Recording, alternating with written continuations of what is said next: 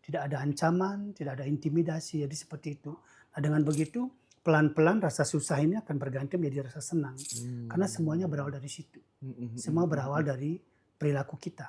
mhm. Semakin perilaku kita positif, memberikan vibrasi positif kepada orang lain, semakin memungkinkan kita untuk hidup senang. Jadi seperti itu. Lebih powerful mana?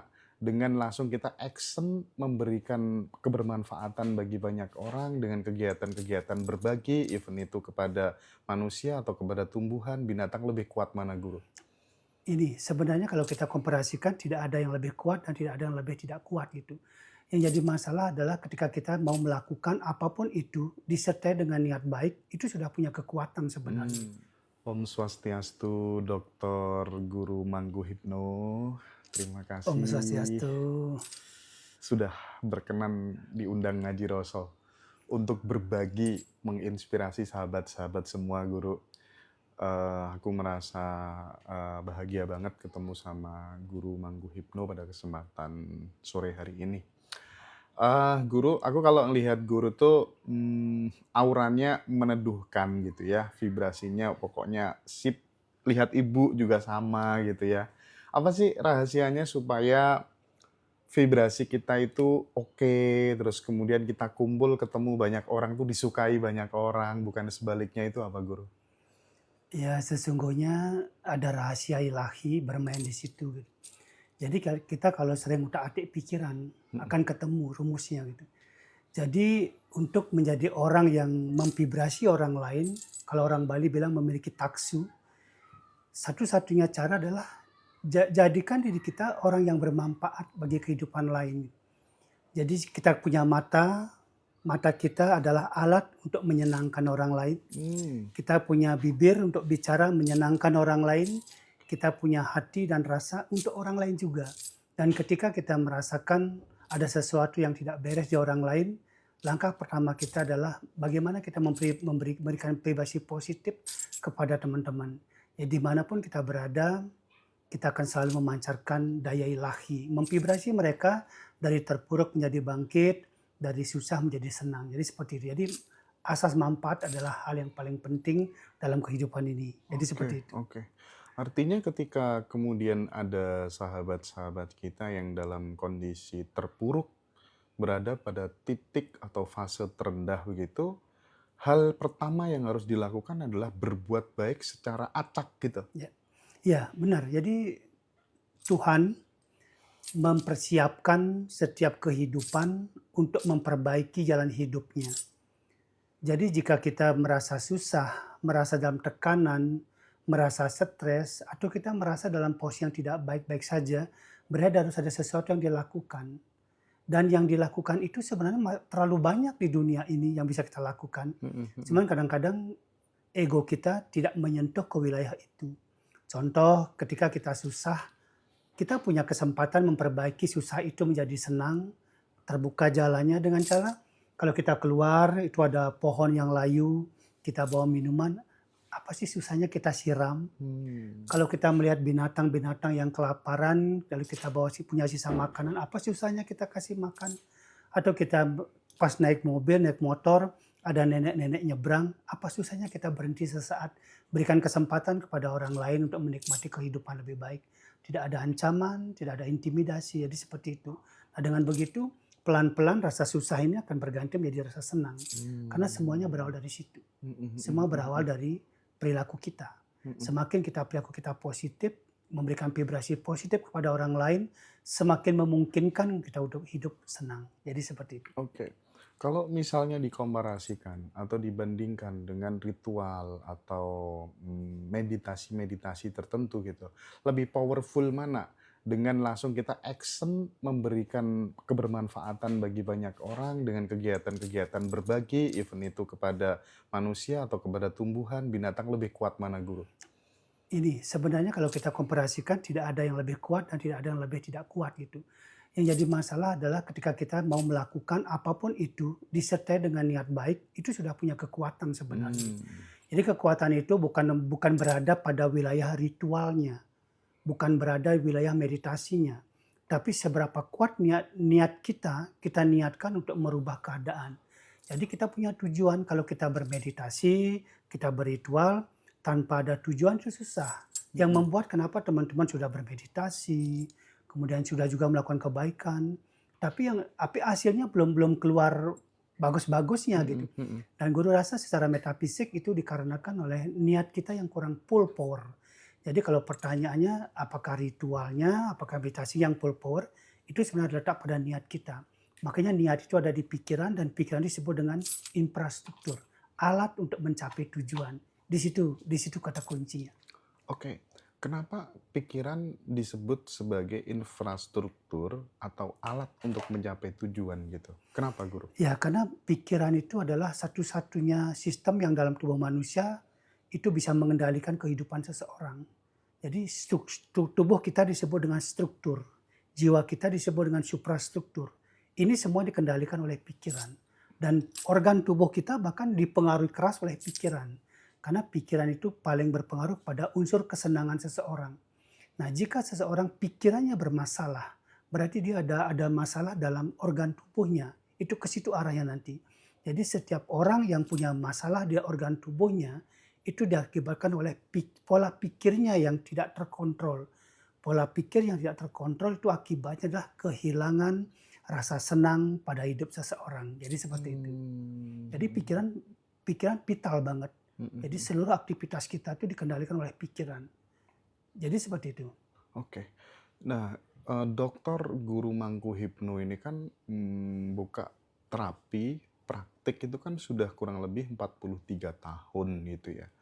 Nah, apakah kemudian mereka yang datang, klien-klien itu, baik itu yang dari, lokal maupun yang dari mancanegara, itu sebagian besar mereka menderita gara-gara pikiran? Iya, kalau dipersentasekan dari 0 sampai 100, hampir setiap hari pasien baik dari luar negeri, dari seluruh Indonesia yang datang itu, masalah utamanya bersumber pada pikiran. Kegagalan mereka mengelola pikiran. Nah, ketika seseorang gagal mengelola pikiran, ini kadang-kadang orang stuck di situ. Nggak tahu lagi apa yang harus dilakukan. Maka cenderung kalau orang yang sudah gagal mengolah pikiran, ujung-ujungnya dia memunculkan kesimpulan bahwa hidup saya telah berakhir, usaha saya telah gagal. Jadi cepat sekali dia akan menyimpulkan bahwa seolah hidup itu berhenti di titik itu. Mhm mhm. Nah, itulah kalau kita menterapi orang jadinya kita buka lagi. Jadi kita buat pikirannya tahu bahwa segala sesuatu yang terjadi saat ini belum bisa disimpulkan. Jadi pikiran itu bisa diajak kompromi dengan mengaktifkan kecerdasan, Mas. Jadi kalau kecerdasan sudah diaktifkan, dia akan tahu, oh ternyata selama ini yang membuat saya tidak mengerti bahwa hidup saya belum disimpulkan adalah saya punya kebodohan, saya punya ketidakmampuan memikirkan apa yang terjadi berikutnya. Mhm. Padahal kata kunci dari pikiran itu adalah ketika seseorang bisa memikirkan apa yang terjadi berikutnya, maka pikiran akan tenang. Jadi Mhm. seperti itu. Oke oke oke oke. Nah, Guru, eee, kalau misalnya tadi Guru menyampaikan tentang banyak orang yang belum mencapai tujuannya gitu ya, tujuan atau cita-cita, mimpi yang dia idealkan, yang dia cita-citakan, itu kok sudah berdoa bertahun-tahun, udah berbuat baik, tapi nggak kewujud-wujud gitu, nggak Ya, terjadi-terjadi gitu. Kira-kira sebabnya apa? Dan mungkin bisa di-share tips and tricks hmm. dari Guru sendiri, supaya kemudian doa itu bisa terjadi dengan lebih cepat dan mudah itu bagaimana, Guru? Gini, ketika seseorang berdoa atau melakukan perbuatan baik atau melakukan sesuatu yang berhubungan dengan tingkah laku dia, Mhm mhm mhm. berhubungan dengan pencapaian tujuan, Mhm. ada satu kunci kenapa doanya seringkali tidak kesampaian atau belum dikabulkan. Oke. Nah, secara metafisik penyebab utamanya adalah ketika kita melakukan sesuatu, tapi kita juga punya moralitas yang tidak sesuai dengan apa yang Oke. diajarkan oleh Mhm mhm mhm. agama itu sendiri, oleh Mmm. spiritualitas itu sendiri. Makanya begini, kalau kita hanya larut dalam konsep ritual atau Mhm mhm. bekerja, berdoa, berdoa, berdoa, tanpa memperbaiki moralitas kita sebagai manusia, cenderung kita berada di fase di mana kita lemah dalam mencapai tujuan. Karena salah satu syarat untuk mencapai tingkat spiritual lebih tinggi adalah ritual ditambahkan dengan moralitas keseharian kita lebih baik, maka hasilnya pasti dahsyat. Nah, maka ketika kita berdoa, ini kan doa itu dalam struktur metafisika itu ada 7 tingkatan. Mhm. Kalau doa kita hanya di keinginan semata atau ambisi semata, maka doa itu akan sampai di alam niat, di pusar atau di cakra manipura. Jadi kita ingin gini, ingin begini, tapi kita tidak akan pernah kesampaian. Maka doa terbaik itu akan sampai di alam satyam namanya, di ubun-ubun, ketika disertai dengan moralitas dan konsekuensi kepada apa yang kita lakukan, kita mengerti. Maka syarat doa itu ada 3. Yang pertama, dia tahu apa itu arti doa. Yang kedua, dia tahu bagaimana melakukan doa terbaik. Dan yang ketiga, kita akan mendapatkan aksiologinya. Apa efek dari doa itu. Ketika kita berdoa tapi belum kesampaian, ini kita jangan diam, tapi kita rubah strukturnya. Mungkin saja apa yang kita ucapkan itu tidak seperti yang semesta inginkan. Dalam doa itu, semesta berharap hanya 3 hal.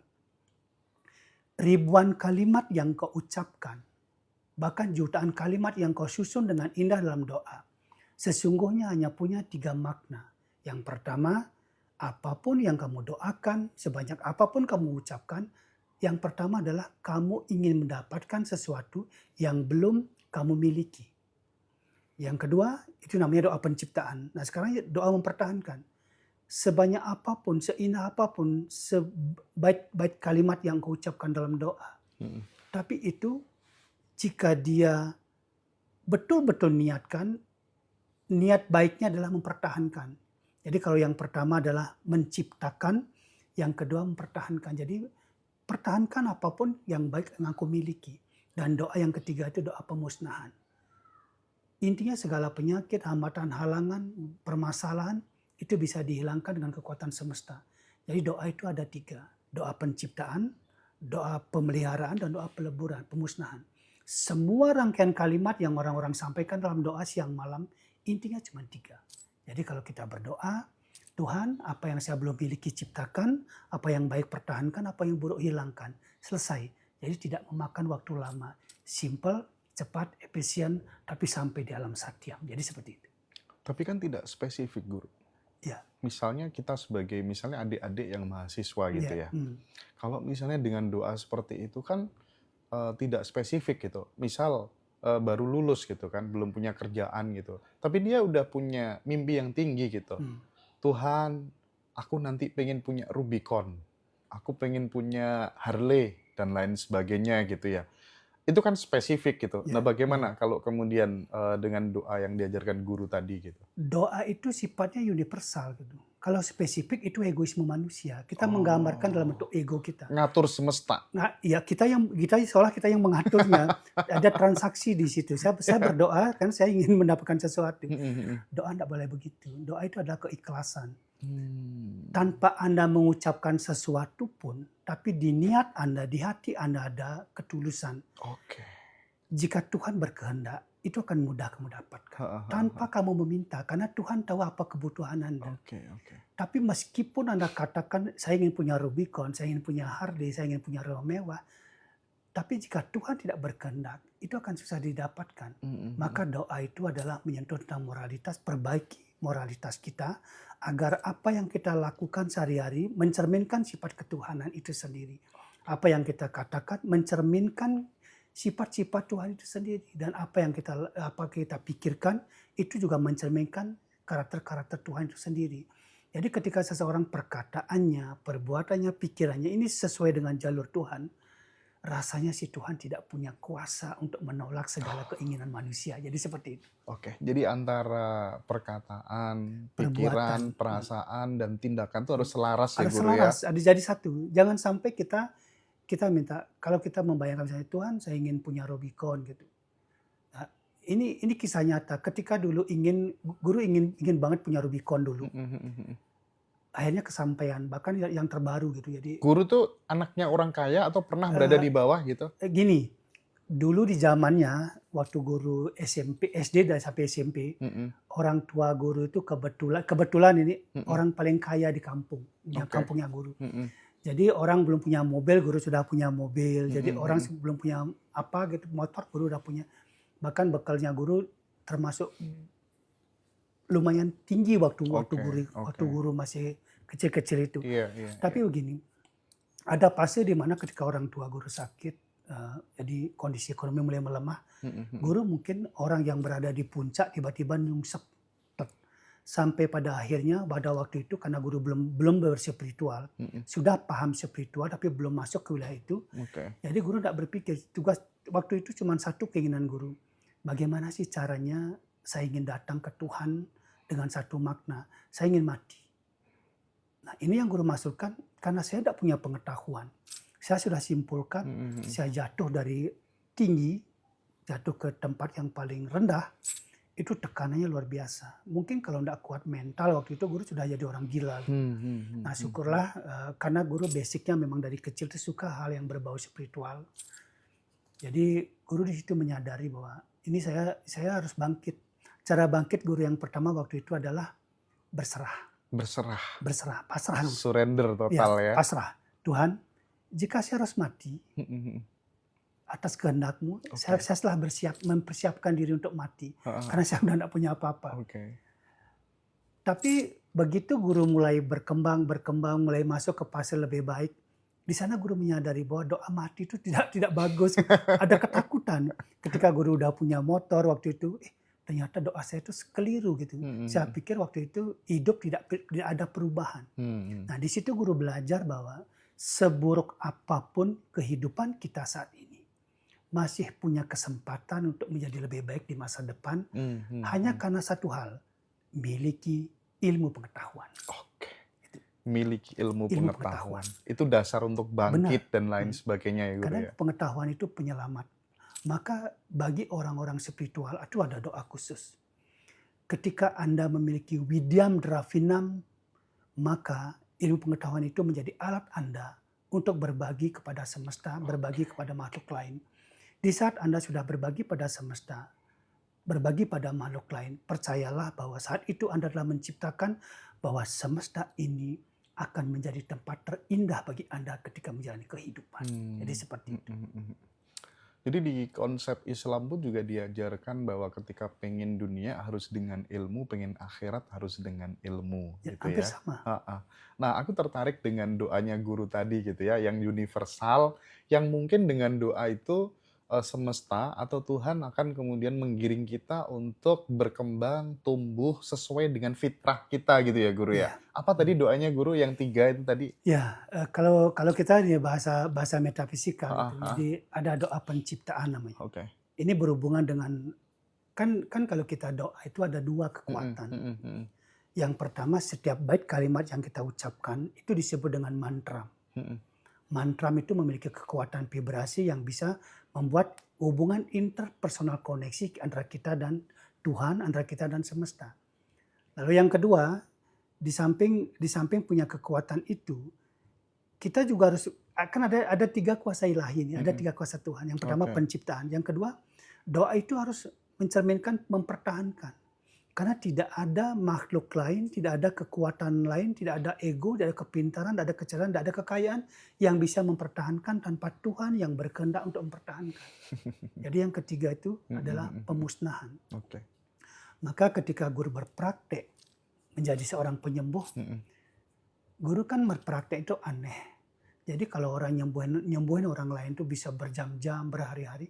Guru selalu mengatakan saya bisa nyembuhin Anda dalam jangka waktu 2 menit.